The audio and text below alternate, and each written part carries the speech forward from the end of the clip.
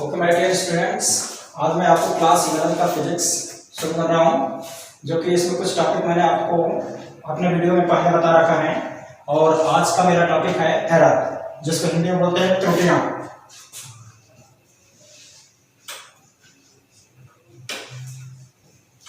जो एरर होता है ये मेनली टू टाइप्स के होते हैं। एक होता है सिस्टमेटिक, जिसको बोलते हैं हिंदी में क्रमबद्ध,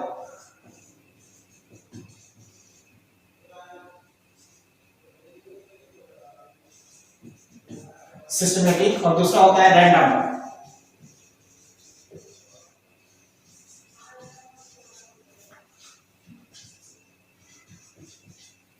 इसको हिंदी में बोलते हैं क्रमबद्ध त्रुटि।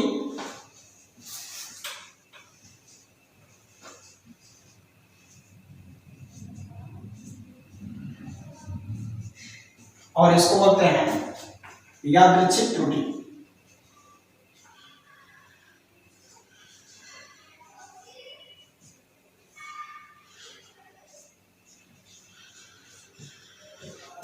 अब देखिए एरर होता क्या है। अगर हम कोई फिजिकल क्वांटिटीज का मेजर करते हैं, फिजिकल क्वांटिटीज का मतलब समझ रहे होंगे, कोई भी अगर हम भौतिक राशि का मेजरमेंट करते हैं, मापन लेते हैं, तो उसमें जो अनसर्टेनिटी होती है, मतलब जो अनिश्चितता होती है, वही हमारा क्या कहलाता है? त्रुटि कहलाता है।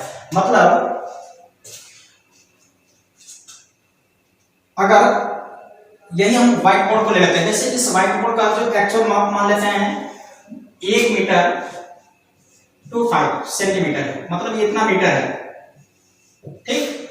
अगर इसका रियल जो मेजरमेंट है इतना है, कितना? 1.25 मीटर। और हम इसको मीटर स्केल से अगर मापते हैं तो 1.25 मीटर, 1.256 अगर मीटर आ रहा है, तो इसका मतलब हुआ कि हमारे में जो मेजरमेंट हमने एक्सपेरिमेंटल रूप से किया है। मतलब देखो, जो त्रुटियां होती हैं मुख्यतः आपका दो प्रकार की जो हमने बताया है, क्रमबद्ध त्रुटि और यादृच्छिक त्रुटि।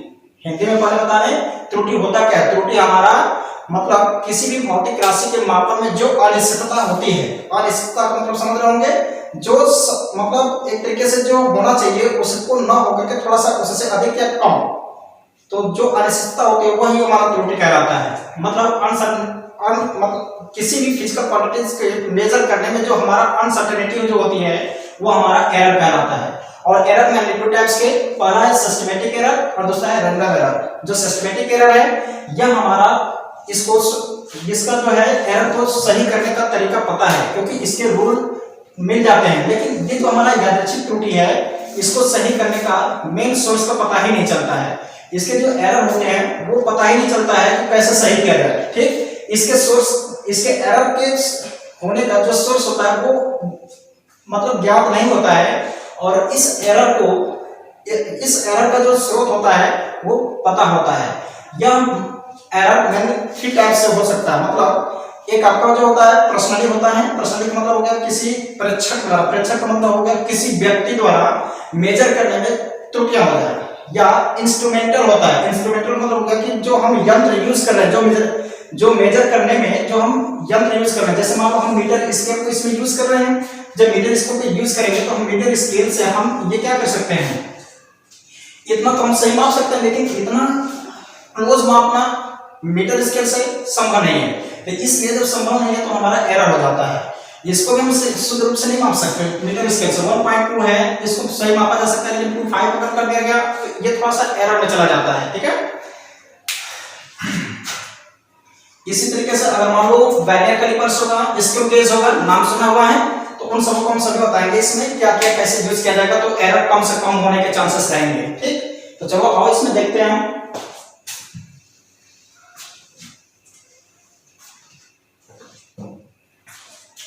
देखो, जो सिस्टमेटिक एरर होता है, जो क्रमबद्ध त्रुटि होती है, ये तो हमारा इंस्ट्रूमेंटल होता है, इंस्ट्रूमेंटल एरर।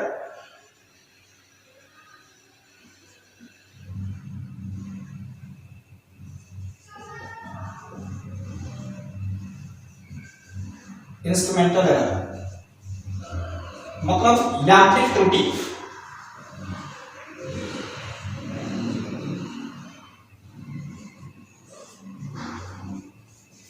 इसका मतलब क्या हुआ कि जैसे मान लो जितने भी आपके मेटेरियल मेजरमेंट करने वाले इंस्ट्रूमेंट होते हैं, जैसे मीटर स्केल अगर लोहे का बना है तो गर्मी के मौसम में जो समर का वो होता है, टाइम होता है, इसमें क्या होता है कि थर्मल एक्सपेंशन के कारण उसमें प्रसार होता है।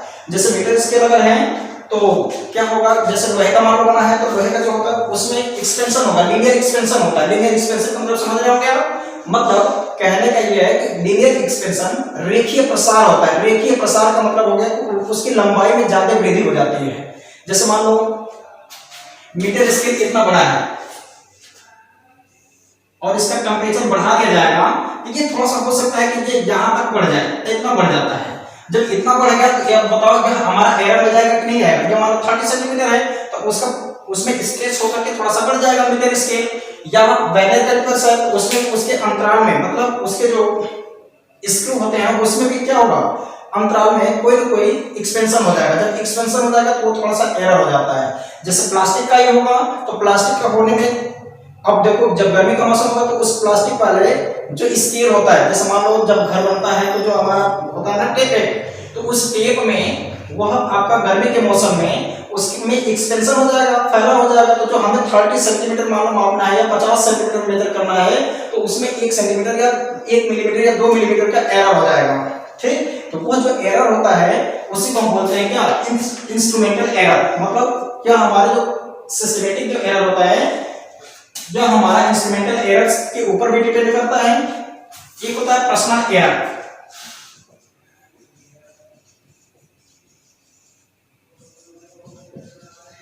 इसको बोलते हैं पर्सनल एरर। का मतलब कि ये किसी व्यक्ति के द्वारा, जो प्रेक्षक होता है प्रेक्षक के द्वारा त्रुटि।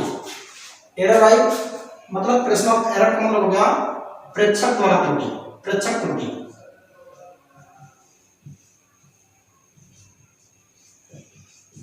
मतलब जैसे मान लो हम ही माप रहे हैं तो हो सकता है कि हमारे भूल चूक से अब इतना जो है पहली बार मापे तो यह हमारा आ गया 1.25 मीटर। ठीक, अब दूसरी बार माप रहे हैं तो हो सकता है कि 1.253 मीटर आ गया। तो अब देखो इसमें 0.003 मीटर का क्या हो गया, हमारा एरर हो गया, क्योंकि हमने इतना अधिक माप दिया। या हो सकता है अगर हम इससे कम माप दिए 1.24 माप दिए तो अब इतना मीटर है। जैसे मान लो इसका रियल मेजरमेंट जो है यहां से यहां तक जो है, जो व्हाइट बोर्ड है यहां से यहां तक, ये हम मान लेते हैं कि रियल वैल्यू इसका इतना है 1.25 मीटर है। और हम किसी कारणवश जो हम अब देखो हम पर्सनल एरर कर रहे हैं, पर्सनल एरर का मतलब प्रेक्षक हम हो गया, प्रेक्षक का मतलब हो गया कि एक्सपेरिमेंट करने वाले। तो अब हम इसको क्या करते हैं कि हम मेजर करते हैं 1.25, ये रियल वैल्यू है, मतलब इसका एक्चुअल माप है, और यह हमारा एक्सपेरिमेंटल वैल्यू है। ठीक, तो यह जो एक्सपेरिमेंटल वैल्यू है इससे अब कितना कम हो गया, 1.001 मीटर क्या हो गया, कम हमने मेजर कर लिया। और यह अगर इतना मेजर कर लेते हैं तो हमने इतना मेजर अधिक कर दिया, तो यह हमारा एरर है। कितना हमने एरर कर दिया, 0.01 मीटर का एरर कर दिया।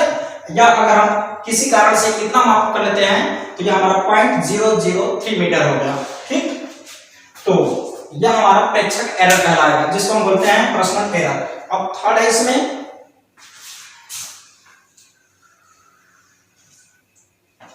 जो हमारा थर्ड है, जैसे हमने देखो अभी बताया कि जो सिस्टमेटिक एरर होता है, सिस्टमेटिक एरर जो है हमारा वह इंस्ट्रूमेंट एरर के माध्यम से भी हो सकता है या पर्सनल एरर से भी हो सकता है, या एक थर्ड है हम आपको बताने जो जा रहे हैं वो है हमारा एरर, जो एरर ड्यू टू इम्परफेक्शन।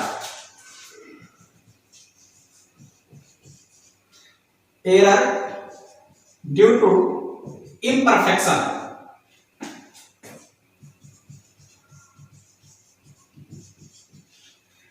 मतलब देखो एरर ड्यू टू इम्परफेक्शन, अपूर्ण जानकारी या अपूर्ण रूप से हम कार्य करते जो है उस दौरान जो एरर होता है, जिसको हम कहते हैं कार्यविधि में अपूर्णता, कार्यविधि में अपूर्णता के कारण त्रुटि।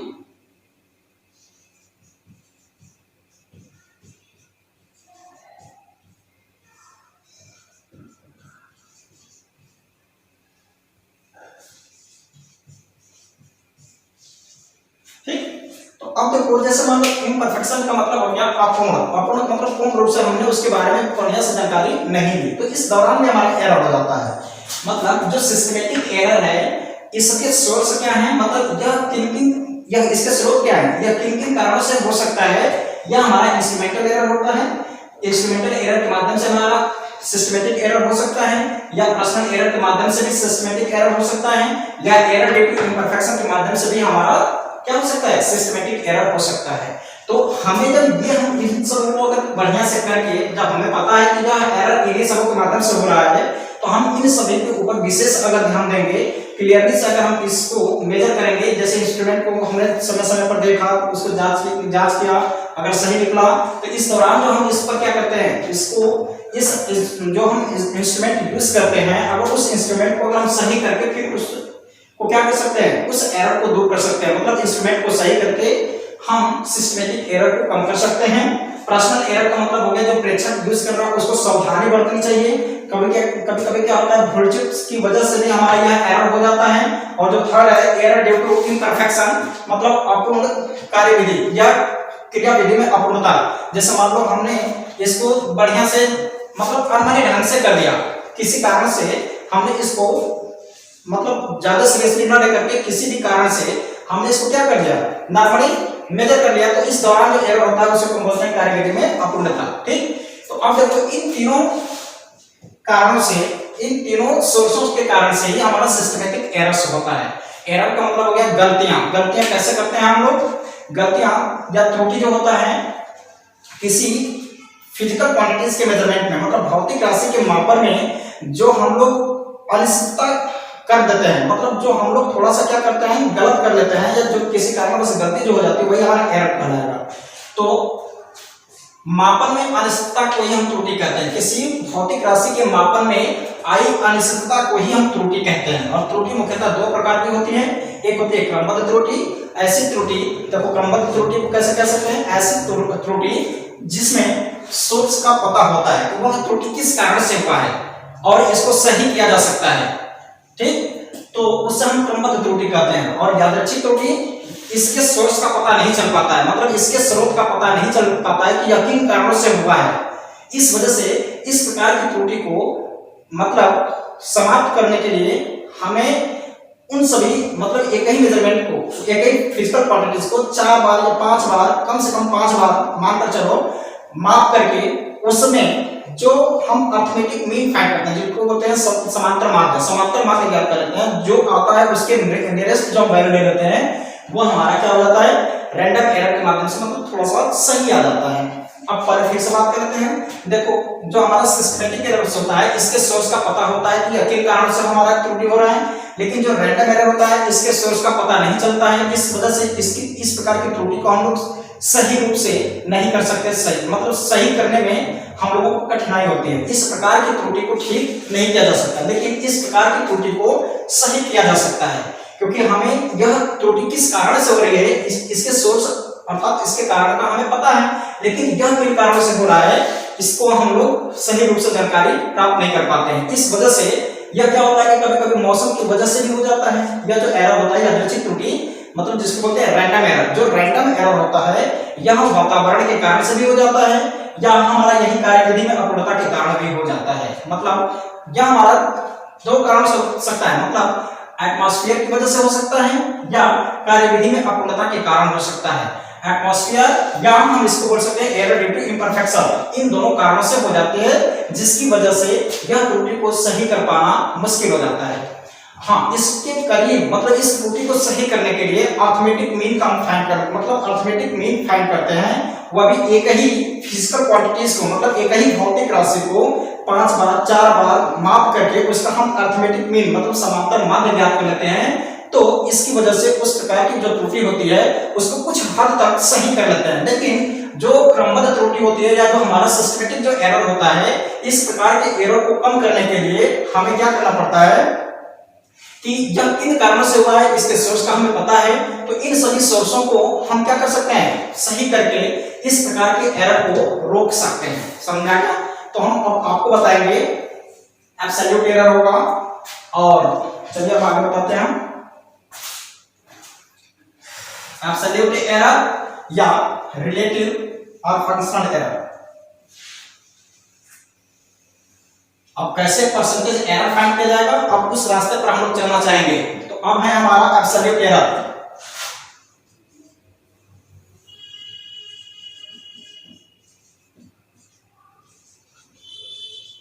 देखो इसको बोलते हैं निरपेक्ष त्रुटि, हिंदी में बोलते हैं निरपेक्ष त्रुटि।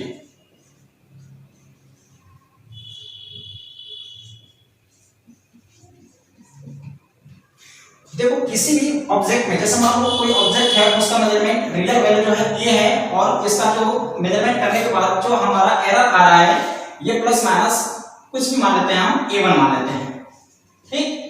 यही हमारा क्या हो जाता है, एरर को ऐसे रिप्रेजेंट करने का तरीका है, ये हमारा एरर को रिप्रेजेंट करने का तरीका है। जैसे मान लो अगर हमने ये लिखा है 5 प्लस माइनस 0.3 मीटर, तो इसका मतलब क्या है कि 5 मीटर को मापने में मीटर स्केल द्वारा अगर हम मेजरमेंट करते हैं तो यह आपको हो सकता है 0.3 मीटर का हम क्या कर बैठे हैं, एरर कर बैठे हैं, या 0.03 मीटर का एरर कर बैठे हैं। फिर से समझ लीजिए, यह रियल वैल्यू, इसको बोलते हैं रियल वैल्यू क्योंकि यह वास्तविक मान है, और यह हो गया हमारा एक्सपेरिमेंटल वैल्यू। एक्सपेरिमेंटल वैल्यू नहीं, यह हमारा हो गया एरर। इसका एक्सपेरिमेंटल वैल्यू क्या होगा, 5.03 हो सकता है या 4.97 हो सकता है, ठीक, दोनों हो सकता है क्योंकि हमने प्लस या माइनस में लिखा है, तो या प्लस का मतलब है कि इसमें हम इतना ऐड करके भी फाइंड कर सकते हैं, या इसमें से इतना माइनस करके भी फाइंड कर सकते हैं। ये हमारा एक्सपेरिमेंटल वैल्यू है।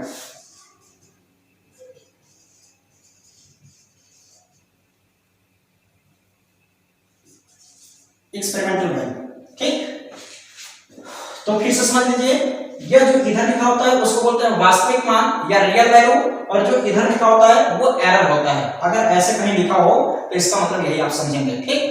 अब देखिए इसमें जो है हम अगर एक्सपेरिमेंटल वैल्यू की बात करेंगे तो हमारा 5.03 भी हो सकता है, क्योंकि इसमें हम इसको ऐड कर देंगे तो भी हमारा हो जाएगा एरर, या इसमें से इतना माइनस करेंगे तो भी हमारा एरर हो जाएगा। तो ये हमारा एक्सपेरिमेंट के माध्यम से पता किया गया है, तो ये हमारा एक्सपेरिमेंटल वैल्यू कहलाता है, लेकिन उसका जो रियल वैल्यू है 5 मीटर ही है, ठीक। अब देखिए हम इसकी बात करते हैं एब्सोल्यूट एरर की। तो ध्यान समझिएगा, रियल वैल्यू और एक्सपेरिमेंटल वैल्यू के बीच के डिफर को ये क्या कहते हैं, निरपेक्ष त्रुटि कहते हैं। मतलब किसी वस्तु के माप में वास्तविक मान और प्रेक्षित मान, प्रेक्षित का मतलब प्रयोगों के द्वारा प्राप्त किया गया मान, या उसको मापने में जो हमने माप प्राप्त किया, तो किसी भौतिक राशि के माप, रियल माप, किसी भौतिक राशि के वास्तविक माप तथा उसके प्रायोगिक मान के बीच के अंतर को ही हम निरपेक्ष त्रुटि कहते हैं, ठीक। रुकिए जरा पसीना हो रहा है।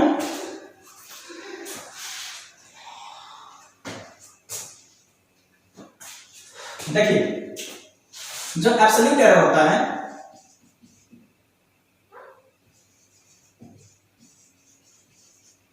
ये आपका होता है the difference between real value.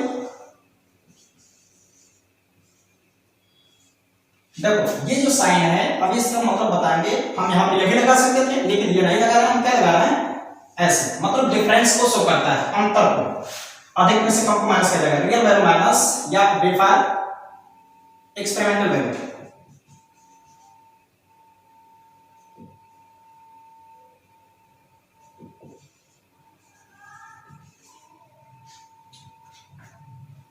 Experimental value, ठीक। Absolute error is equal to होता है the difference between real value and experimental value is known as क्या, एब्सोल्यूट एरर, या इसको हिंदी में बोलते हैं निरपेक्ष त्रुटि।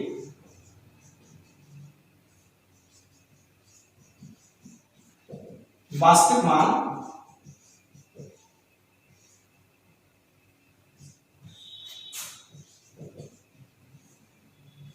अंतराल हो जाएगा प्रेक्षित मान या प्रायोगिक मान,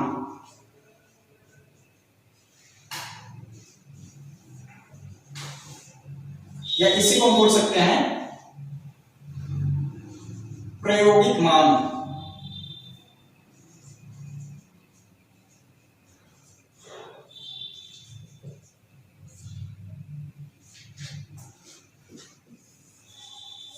तो इसकी परिभाषा भी आपको यहीं से मिल जाएगी। निरपेक्ष त्रुटि किसे कहते हैं, वास्तविक मान और प्रेक्षित मान या प्रायोगिक मान के अंतर को क्या कहते हैं, निरपेक्ष त्रुटि कहते हैं। वास्तविक मान और प्रेक्षित मान के अंतर को ही, अंतर का मतलब क्या, जो उन दोनों में डिफरेंस आएगा, ठीक। The differ between real value and experimental value is known as absolute error. Absolute error देखो इसमें एक्सपेरिमेंटल वैल्यू भी अधिक भी हो सकता है और रियल वैल्यू से कम भी हो सकता है, तो अधिक में से हमेशा कम को माइनस किया जाएगा। तो एक बात याद रखना कि जो हमारा एरर होता है वो हमेशा पॉजिटिव लिया जाएगा, नेगेटिव नहीं लिया जाता है, ठीक।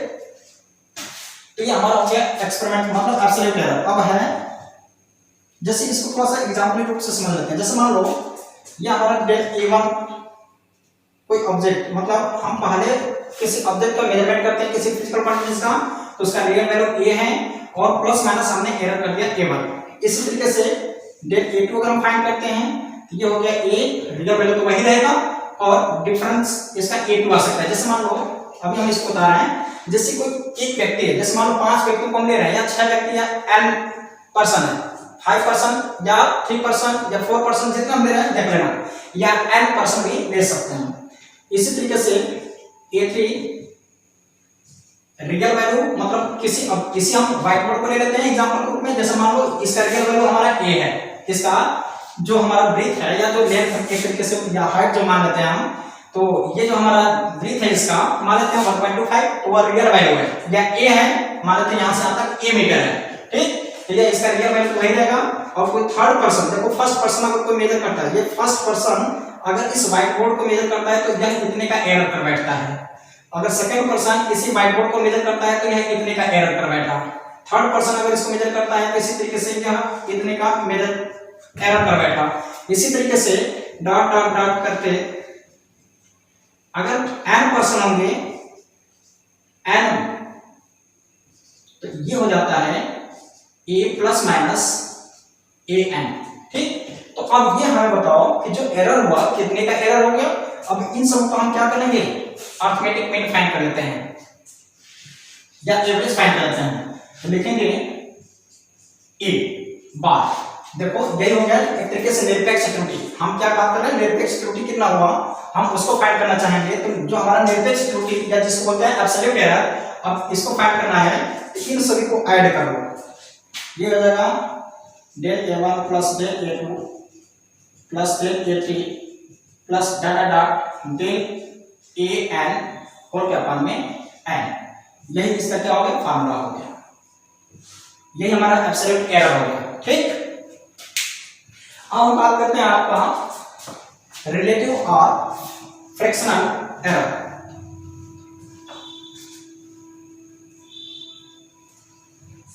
चलिए इसको अभी रहने देते हैं क्योंकि अभी आपका काम का है ये। अब है रिलेटिव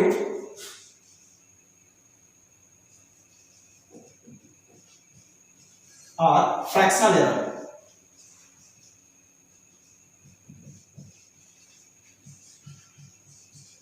इसको बोलते हैं निरपेक्ष सापेक्ष अथवा भिन्नात्मक त्रुटि।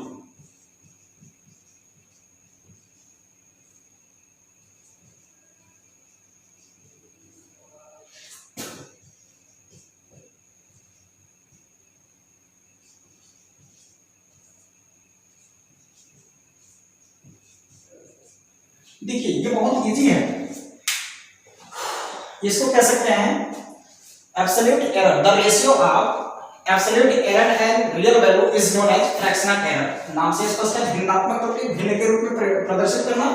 किसी भी एरर को हम क्या कर लेते हैं, फ्रैक्शनल एरर के रूप में, मतलब फ्रैक्शन के रूप में अगर रिप्रेजेंट कर लेते हैं तो समझ आपको हमारा क्या है, फ्रैक्शनल एरर है। तो ratio of absolute error and real value is known as fractional error. फिर से सुन लो, जो फ्रैक्शनल एरर है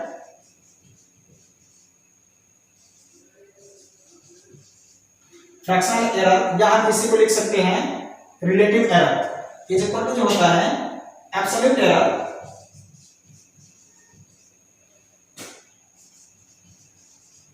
अपॉन में रियल वैल्यू, ठीक। या इसी को लिख सकते हैं रिलेटिव एरर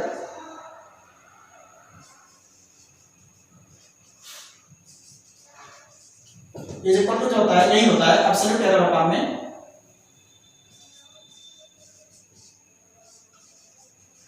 एब्सोल्यूट एरर और अपॉन में रियल वैल्यू।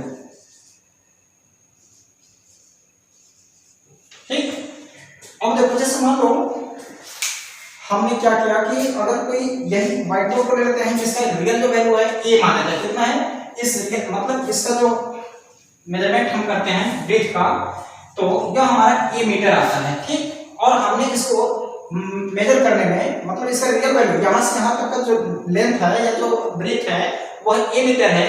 और जब हम लोग इसको मीटर स्केल से जब मेजर करते हैं तो मान लो अगर हमारे द्वारा एरर जो होता है प्लस माइनस डेल ए आ जाता है, कितना आ गया प्लस माइनस डेल ए, तो इसको हम क्या बोलते हैं बताया था ना, क्या होता है रियल वैल्यू होता है और ये हमारा एरर होता है, बताया गया था। तो अब देखो ये एरर है और ये रियल वैल्यू है, तो इस फॉर्मूले के अकॉर्डिंग अगर हम इसको फाइंड करना चाहते हैं फ्रैक्शनल एरर,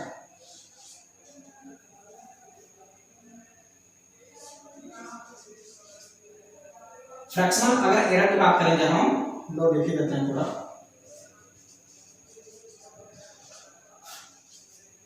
ये हो जाता है डेल ए अपान में, देखो रियल वैल्यू कितना है और एब्सोल्यूट एरर कितना है इतना मेजर करने में डेल ए और रियल वैल्यू कितना है ए, तो हम लिख देंगे अपान में ए, ये हमारा फ्रैक्शनल एरर या रिलेटिव एरर हो गया, ठीक। ये हो गया तरीका। अब है परसेंटेज एरर, ठीक।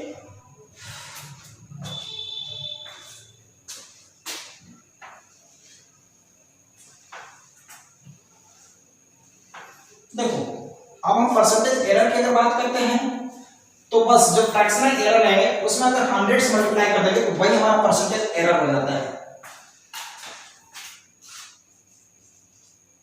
ये थर्ड टॉपिक है।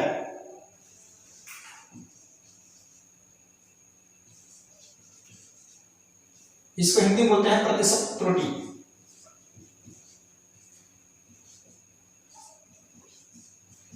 इसको ध्यान समझिएगा, यह यूपीटीयू मतलब उत्तर प्रदेश टेक्निकल यूनिवर्सिटी या आईईआरटी या पॉलिटेक्निक के ग्रुप में आपका एक क्वेश्चन इससे फिक्स होता है।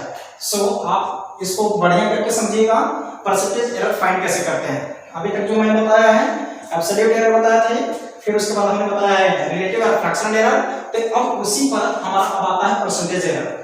देखो जो परसेंटेज एरर होता है या फ्रैक्शनल एरर इनटू 100 होता है। जैसे परसेंटेज एरर को हम इसी तरीके से लिख सकते हैं, percentage error is equal to ये होता है फ्रैक्शनल एरर इनटू 100,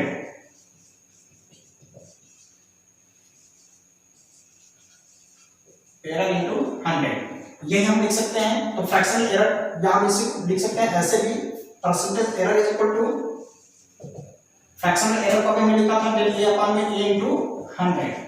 ये हो गया तरीका, ये फार्मूला है। तो सबसे पहले हमें एब्सोल्यूट एरर फाइंड करना होगा, फिर उस एब्सोल्यूट एरर को फ्रैक्शनल एरर में कन्वर्ट करना होता है, फिर उस फ्रैक्शनल एरर में अगर हम 100 से मल्टीप्लाई करेंगे तो हमारा परसेंटेज एरर फाइंड हो जाता है। तो ये हुआ तरीका आपका परसेंटेज एरर फाइंड करने का, ठीक। तो इतना है, नोट कर लीजिएगा। अब आगे और बता रहा हूं। अब हम कॉम्बिनेशन ऑफ एरर बताएंगे। क्या बताएंगे? कॉम्बिनेशन ऑफ एरर मतलब त्रुटियों का संयोजन।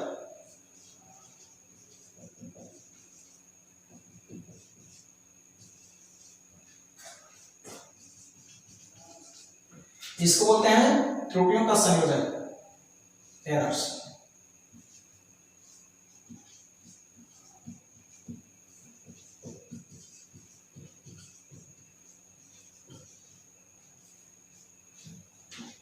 इसमें देखो सबसे पहले जोड़ने या घटाने में एरर। जैसे मान लो हमने 4-5 कोई फिजिकल क्वांटिटीज ले, या फिजिकल क्वांटिटीज का मतलब समझ रहे होगा। जैसे मान लो लंबाई है, कोई द्रव्यमान एक है और कुछ मतलब लंबाई में मान लेते हैं हमें इसका लंबाई या हाइट मापने में, इसका ये चौड़ाई मापने में, या इसके लंबाई मापने में या चौड़ाई मापने में, ठीक। 5 लोग हैं या 10 लोग हैं, जो भी हैं, तो उन सबों के माध्यम से जो एरर फाइंड हो रहा है उन सबों को ऐड करेंगे तो कितना एरर हो जाएगा। मतलब छोटी छोटी त्रुटि कर करके अगर हम जैसे मान ऐसे 10 व्हाइट बोर्ड है तो 10 व्हाइट बोर्ड को मापेंगे। जैसे मान लो इसको मैंने मापा, इसका जो रियल हाइट है मान लेते हैं, जो इसकी रियल हाइट है 1.5 मीटर है, ठीक है। जब इस व्हाइट बोर्ड की जो रियल हाइट है हम 1.5 मीटर मान लेते हैं और हम इसको एक बार मापते हैं तो 1.52 मीटर आ गया। तो अब इस बात को बताओ कि हमने कितना एरर कर दिया। यह 0.0 टू मीटर का एरर कर दिया, क्योंकि हमने यह अधिक माप लिया जबकि इसका रियल वैल्यू क्या है, यह हमारा रियल वैल्यू है और यह हमारा एक्सपेरिमेंटल वैल्यू है, समझिएगा एक्सपेरिमेंटल वैल्यू है। तो इसका मतलब क्या हुआ कि हमारा एरर कितना हुआ, एब्सोल्यूट एरर कैसे फाइंड करेंगे, इन दोनों का जो डिफरेंस होता है, रियल वैल्यू और एक्सपेरिमेंटल वैल्यू का जो डिफरेंस होता है। अरे यार एक्सपेरिमेंटल वैल्यू का मतलब समझते हो, मतलब जो हम लोग माप रहे हैं तो हमारे द्वारा जो मापने में जो त्रुटि होता है उसी को हम एक्सपेरिमेंटल वैल्यू बोलेंगे, और जो रियल वैल्यू है वह उसका माप पहले से जो है, जो रियल उसका है, वास्तविक जो मान है उसकी बात हो रही है। तो रियल वैल्यू और एक्सपेरिमेंटल वैल्यू को बीच का जो डिफरेंस होता है वही तो हमारा एब्सोल्यूट एरर होता है, तो ये एब्सोल्यूट एरर हो गया जिसको बोलते हैं निरपेक्ष त्रुटि। तो ये हमारा निरपेक्ष त्रुटि हो गया। अब इसी तरीके से बताओ कि जब हम 10 व्हाइट बोर्ड मापेंगे, 10 व्हाइट बोर्ड को एक ही में ऐड कर दिए, जोड़ दिए, तो इस कंडीशन में हम कितने का एरर कर देंगे, क्योंकि इसमें 10 का मल्टीप्लाई कर देंगे, क्योंकि हमेशा हम सभी में इतना गलती कर जाएंगे, हो सके तो किसी में और भी अधिक गलती कर जाए, तो ये टोटल कितना गलती हो जाएगा, नॉर्मल की बात करेंगे तो 0.2 का आ गया। अब सोचो लगभग 20 सेंटीमीटर या जिसको बोलते हैं 0.2 मीटर, तो हम लगभग 20 सेंटीमीटर का एरर कर रहे थे। 20 सेंटीमीटर का मतलब समझ गए आप, लगभग इससे थोड़ा सा अधिक, यहां तक हम लोग एरर कर बैठे, ठीक, इतना एरर कर बैठे, सोच लो यहां से यहां तक, यहां से यहां तक का एरर कर बैठे लगभग। तो ये हमारा छोटी छोटी त्रुटियां जो होती हैं ऐड होकर के बहुत बड़ी बन जाती हैं। तो उसी को बताने जा रहे हैं। कॉम्बिनेशन ऑफ एरर में पहले बताएंगे एडिशन और सब्ट्रैक्शन, मतलब जोड़ या घटाव में अंतर, अरे जोड़ या घटाव में त्रुटि, प्रतिशत त्रुटि या त्रुटियां। एरर इन एडिशन और सब्ट्रैक्शन,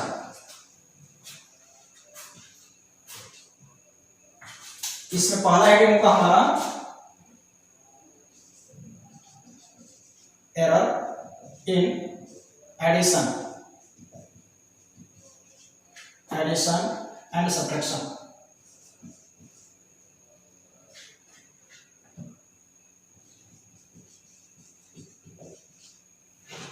ठीक, मतलब जोड़ने या घटाने में त्रुटि।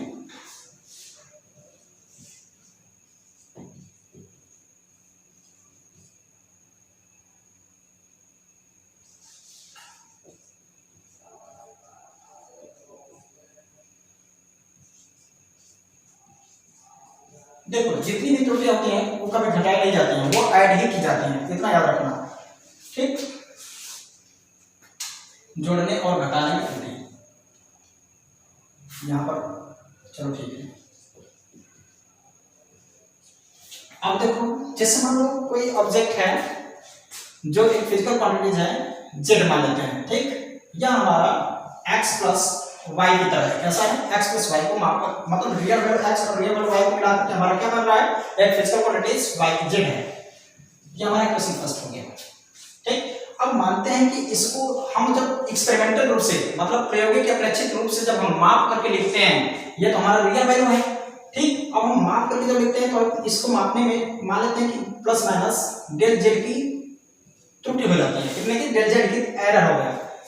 और इसी तरीके से इसमें x plus minus del x का एरर कर दिया, जैसे x मीटर की किसी हाइट को मापने में मैंने डेल x का एरर कर दिया, इसी तरीके से y मीटर की हाइट को मापने में यह हो जाता है प्लस माइनस डेल y का एरर कर दिया गया। तो अब ये बताओ, ये सभी एरर जब ऐड करेंगे तो बहुत बड़ा एरर हो जाएगा, तो इस कंडीशन में कितना एरर हुआ हम उसको फाइंड करते हैं।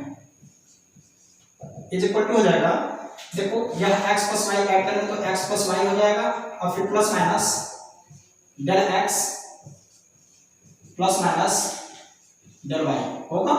अब ये बताओ, ये इक्वेशन सेकंड कर लेते हैं, from equation first and second में गेट।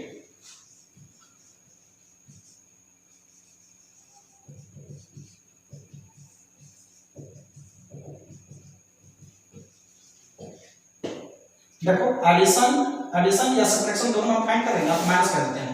एडिशन या सब्ट्रैक्शन दोनों में फाइंड कर रहे हैं क्योंकि हमने हेडिंग लिखा है एडिशन और सब्ट्रैक्शन में एरर। ठीक, अब देखो हम समीकरण, मतलब इक्वेशन फर्स्ट से z की प्लेस, मतलब जहां हमारा x प्लस y है, x प्लस माइनस y, या यहीं पर लिख देते हैं क्यों प्लस क्यों, x प्लस y की प्लेस पर क्या लिख सकते हैं, z लिख सकते हैं ना, तो हो जाएगा z plus minus del z is equal to, इसकी प्लेस पर हम क्या लिख सकते हैं, z लिख सकते हैं, z plus minus del x plus minus del y। तो यहां z से z क्या हो जाएगा, कैंसिल, क्योंकि इधर प्लस में इधर माइनस में हो जाएगा, अब आ गया plus minus del z is equal to plus minus del x, कहाँ हटा प्लस माइनस को, प्लस डेल वाई। अब प्लस माइनस हटा दो, काटा नहीं जाता, हटा देते हैं हम, तो हो जाएगा del z is equal to del x plus del y. ये हमारा हो गया एडिशन और सब्ट्रैक्शन में एरर। ठीक, इससे हमको क्या मिल रहा है कि अगर हम ऐड करें या सब्ट्रैक्ट करते हैं, अगर हम एरर को ऐड या सब्ट्रैक्ट करते हैं तो इस कंडीशन में हमारा एरर जो होगा हमेशा ऐड करके फाइंड होगा। ठीक, ये हो गया। ये एडिशन या सब्ट्रैक्शन में हमने एरर फाइंड करने का फार्मूला बताया, ये फार्मूला है आपका, इसका यूज किया जाएगा। ठीक, अब देखो एरर इन मल्टीप्लिकेशन या डिवीजन, अब हम पूरा वो भाग में बताएंगे त्रुटियां।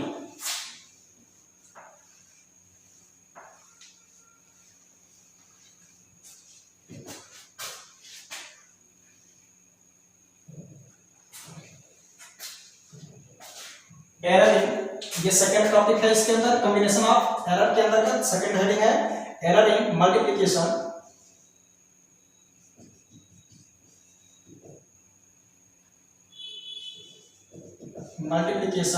And division. मतलब गुणा व भाग में त्रुटि, गुणा व भाग में त्रुटि।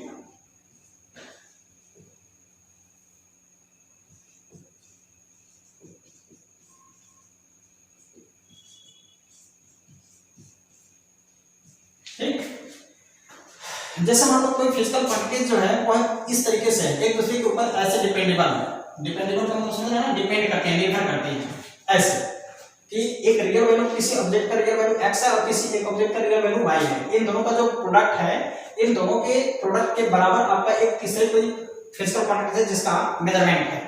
ठीक, तो इस तरीके से यह निर्भर करता है फिजिकल क्वांटिटी, मतलब जो फिजिकल क्वांटिटी z है वह x * y पर डिपेंड करता है। और देखो भाग का भी बता देंगे, ऐसे भाग का भी आएगा, अभी हम मल्टीप्लिकेशन का बता रहे हैं, मतलब गुणा का बता रहे हैं, अभी भाग का बता देंगे। तो मानते हैं कि जो एरर होता है या z plus minus del z, इसको मेजर करने में त्रुटि आ गई, जैसे मान लो z जो आपका है इसको मेजर करने में डेल z की एरर आ गए, और इसको जो x वाला है इसको भी मेजर करने में डेल x का आ गया, और इनटू है बीच में तो इनटू कर दिए, और y वाले फिजिकल क्वांटिटीज को मेजर करने में मान लेते हैं कि इसमें भी हमारा डेल y का क्या आ गया, एरर आ गया। तो इस कंडीशन में टोटल एरर कितना हुआ, जो यह एरर होता है यह बहुत ही कम होते हैं। ठीक है, बहुत कम होते हैं, तो उनको छोटे छोटे एरर को ऐड करते करते हमारा बहुत बड़ा एरर बन जाता है। तो इस कंडीशन में हम बात करते हैं। अब देखिए यहाँ पर हो जाएगा z plus minus del z हो जाएगा, इन दोनों को मल्टीप्लाई करते हैं, x का y में मल्टीप्लाई करेंगे तो xy हो जाएगा, फिर इसी x का इसमें मल्टीप्लाई करेंगे तो plus minus x into del y होगा, फिर अब इसका इसमें मल्टीप्लाई करेंगे plus minus y into del x हो जाएगा, फिर इसी डेल x का इसमें करेंगे तो plus minus del x into del y होगा। ये बताओ जो हमारा एरर होता है, क्या अभी बताया बहुत कम होता है, जब बहुत कम होता है तो इसका मतलब दोनों एरर का अगर मल्टीप्लाई करेंगे तो और कम हो जाएगा, जब और कम हो जाएगा तो इसको हम क्या कर सकते हैं, लगभग नेगलेक्ट कर सकते हैं, नेगलेक्ट का मतलब जीरो मान सकते हैं। ठीक है,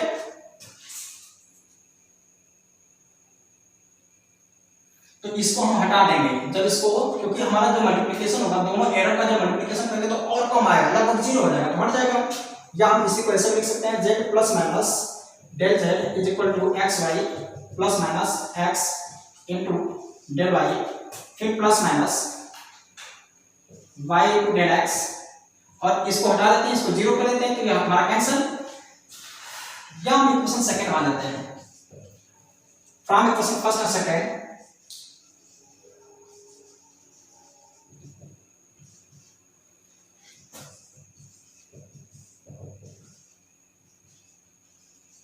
समीकरण 1 और 2 से प्राप्त है क्या, यह z plus minus del z।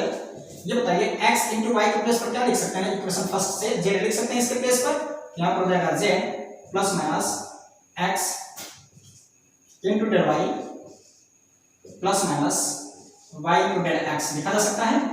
अब देखो यह z से z क्या हो जाएगा, कैंसिल हो जाएगा, यह हो जाएगा plus minus del z plus minus x into del y plus minus y into del x लिखा जा सकता है। प्लस माइनस हटा दो, इससे कोई मतलब नहीं हो जाएगा हमारा, तो ये हो जाएगा del x z is equal to लिखा जा सकता है x into del y plus y into del x. ठीक, अब हम क्या करते हैं, बोथ साइड दोनों साइड हम क्या कर देते हैं, मतलब जेड से डिवाइड कर देते हैं। तो ये हो जाएगा डेल जेड अपॉन में z is equal to x into del y upon में z plus y into del x upon में जेड। ऊपर से इरेज करते हैं थोड़ा सा। देखिए ये जो z है, इस z के प्लेस पर हम क्या लिख सकते हैं, z हमारा क्या है, x इंटू वाई है। इन दोनों फिजिकल क्वांटिटीज का प्रोडक्ट हमारा क्या है, z है। तो इसी z के प्लेस पर जो हमने यहाँ पर z यूज किया है, हम यहाँ पर क्या लिख सकते हैं, यहाँ पर और यहाँ पर हम x इंटू वाई रख देते हैं।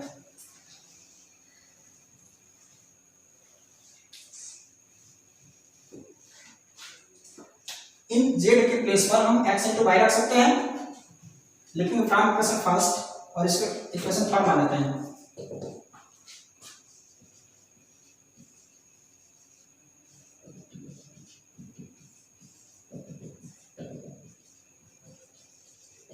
From equation first and third देखिए ये हो जाएगा डेल z अपॉन में z इज इक्वल टू, ये देखिए x into del y upon में z है। z के प्लेस पर हम x y रख सकते हैं क्योंकि इक्वेशन फर्स्ट में हमारा z इज इक्वल टू क्या था, x y।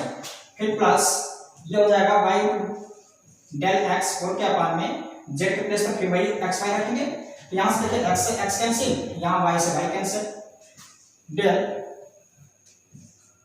z अपॉन में z is equal to del y by y plus del x upon में x। या हम इसी को ऐसे भी लिख सकते हैं, डेल z अपॉन में z इज इक्वल टू, इसको इधर लिख देते हैं, थोड़ा देखने में अच्छा लगेगा। ये हमारा हो गया फ्रैक्शनल एरर। जैसे जब भी फार्मूला यूज किया जाएगा कब, जब जो फिजिकल क्वांटिटीज का प्रोडक्ट होगा तो उनके लिए हमारा यह फार्मूला यूज किया जाएगा। ठीक, अब हम मल्टीप्लिकेशन की जो बात कर रहे थे, थोड़ा सा हिंट कर दें कि यह फार्मूला, इस फार्मूला को भी आप नोट कर सकते हैं। अब देखिए अब बताने जा रहे हैं डिवीजन के लिए, इसमें मल्टीप्लिकेशन के लिए बता दिया, डिवीजन के लिए भी बताएंगे, तो हमारा वही है, उसमें कोई अंतर नहीं है। जैसे हमने लिखा जो z है ये हमारा x बाई y है। ठीक, तो इसी को हम और ऐसे भी लिख सकते हैं x इंटू वाई पावर -1। तो आप देखिए ये जो -1 हमने लिखा है, ठीक, ये हमारा सामने चला आता है, ये पावर वाले में जब बताएंगे तो आपको क्लियर हो जाएगा। तो ये हमने बताया कि जो भी एरर होता है वो ऐड होता है, क्या होता है, ऐड होता है। तो इस माइनस का हमारा यहाँ पर अब इसमें फिलहाल में कोई महत्व नहीं रहेगा। तो इसको भी बाकी सब जैसे अभी प्रोसेस ने किया है, मतलब इस माइनस का कोई महत्व नहीं होगा इसमें एरर में। तो x इंटू वाई लिखा जा सकता है, और जब x इंटू वाई लिख सकते हैं तो वही z is equal to x y लिख सकते हैं। बाकी सब इसके आगे जो मैंने अभी कराया है उसको आप कर सकते थे, वहां से यहाँ से आप कर सकेंगे। जो अभी हमने फाइंड किया था वो क्या आया था, डेल z अपॉन में z इज इक्वल टू आया था del x by x plus del y by y। जैसे मान लो इसी तरीके से अगर कोई फिजिकल क्वांटिटीज है, हमने मान लिया m है जो a और b के ऊपर डिपेंड है, प्रोडक्ट के रूप में है, तो हम इसी को अगर परसेंटेज एरर मतलब फ्रैक्शनल एरर के रूप में लिखना चाहेंगे तो डेल m अपॉन में m, मतलब यह एरर अपॉन में रियल वैल्यू, देखो यह एक्सपेरिमेंटल वैल्यू, या हमारा ये क्या हो गया, एब्सोल्यूट एरर अपॉन में रियल वैल्यू। तो अभी तो हमारा फ्रैक्शनल एरर होता है इज इक्वल टू, इसको लिखेंगे तो डेल a मतलब एब्सोल्यूट एरर, a के मेजरमेंट करने में एब्सोल्यूट एरर अपॉन में रियल वैल्यू, फिर प्लस बीच में प्लस कर दिया जाएगा, यह हमारा हो गया एब्सोल्यूट एरर अपॉन में रियल वैल्यू। यह हम ऐसे लिख सकते हैं। इसी तरीके से जैसे मान लो हमने कोई ऑब्जेक्ट लिखा, जैसे मान लो p कोई मतलब फिजिकल क्वांटिटीज है जो a या m इंटू n के ऊपर डिपेंड करता है, या इसी तरीके से m इंटू n और r के ऊपर डिपेंड करता है, ऐसे तीनों के प्रोडक्ट के ऊपर डिपेंड करता है। तो इसको हमें फ्रैक्शनल एरर अगर फाइंड करना होगा, फ्रैक्शनल एरर की बात कर रहे हैं, तो हम लिखेंगे डेल p अपॉन में p is equal to del m upon में m प्लस ये जो मल्टीप्लाई यहाँ पर प्लस हो जाएंगे, डेल n अपॉन में n फिर प्लस डेल r अपॉन में r। ये हमारा फ्रैक्शनल एरर हो गया। अब फ्रैक्शनल एरर को परसेंटेज में कन्वर्ट करना है तो 100 से बोथ साइड में मल्टीप्लाई कर देंगे। जैसे इसी में हम 100 से यहाँ पर 100 से मल्टीप्लाई कर दें, यहाँ पर भी 100 से मल्टीप्लाई कर दें, यहाँ पर भी 100 से मल्टीप्लाई कर दें, तो ये हमारा परसेंटेज एरर फाइंड हो जाएगा। ठीक, अब होगा power error in power.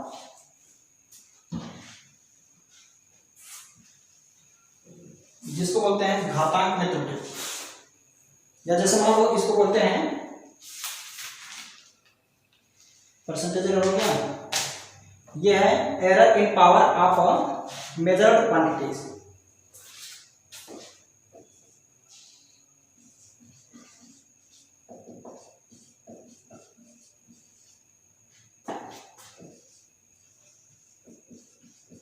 Measured quantities,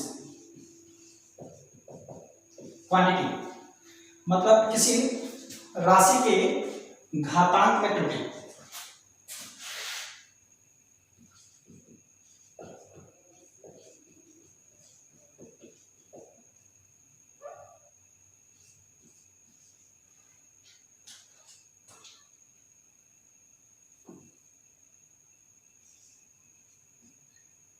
मापन की राशि के घातांक में त्रुटि।